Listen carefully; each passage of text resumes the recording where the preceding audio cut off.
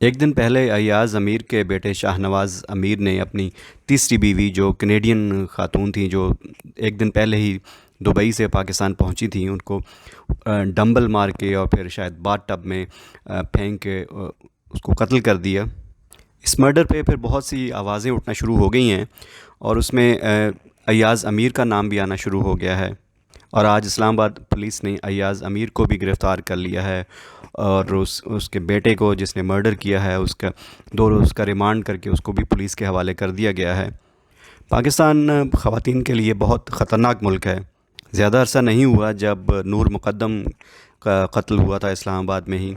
اور اس وقت بھی پاکستان میں مردوں کے رویوں پہ بہت بات ہوئی تھی۔ اور اب یہ سوال اٹھایا جا رہا ہے کہ اگر نور مقدم کیس میں ظاہر جعفر کو پراپر طریقے سے سزا ہو جاتی، شاید اس طرح کے واقعات میں کمی دیکھنے میں آئے، اور خواتین اس طرح کے ظلم و ستم کا نشانہ نہ بنیں۔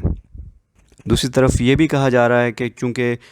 آج کل کی اس سیاسی حالات میں ایاز امیر کی جو ہمدردیاں ہیں وہ پی ٹی آئی کے ساتھ ہیں، تو یہ بھی ہو سکتا ہے کہ اسلام آباد پولیس اس ایاز امیر کو ان کی سیاسی وابستگیوں کے باعث ان کو بھی ٹارگٹ کرے، لیکن اس کے بارے میں ابھی کچھ تو نہیں کہا جا سکتا۔ لیکن ایاز امیر کی گرفتاری بہرحال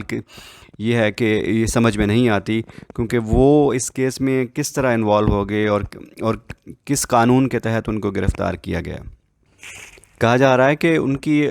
شاہ نواز امیر اور جو ان کی وائف تھیں سارہ، ان کے درمیان لڑائی کی بڑی وجہ یہ تھی کہ شاہ نواز اس سے پہلے 2 دفعہ شادی شدہ تھے، تو انہوں نے اپنی شادیوں کے بارے میں اپنی اس تیسری بیوی کو نہیں بتایا تھا، اور ان کا آپس میں جو تعلق تھا وہ فیس بک پہ یا سوشل میڈیا کے ذریعے ہوا۔ تو اب ان کے درمیان اختلافات پیدا ہوئے، اور کہا گیا کہ قتل سے پہلے گھر میں جھگڑے کی آوازیں سنائی گئیں، پھر اس کے بعد چیخوں کی آوازیں سنائی گئیں، اور اس کے بعد آپ کے سامنے ہی ہے جو ہوا۔ کیا ہم امید کر سکتے ہیں کہ اس کیس میں سارہ کو انصاف ملے گا، اور باقاعدہ پراپر طریقے سے تفتیش ہوگی، اور پروسیکیوشن اچھے طریقے سے اس کیس کو آگے لے کے چلے گی؟ امید تو ہے، لیکن یہ امید اکثر پاکستان میں پوری نہیں ہوتی۔ آج کے لیے اس کیس پہ میری طرف سے اتنا ہی، بہت شکریہ۔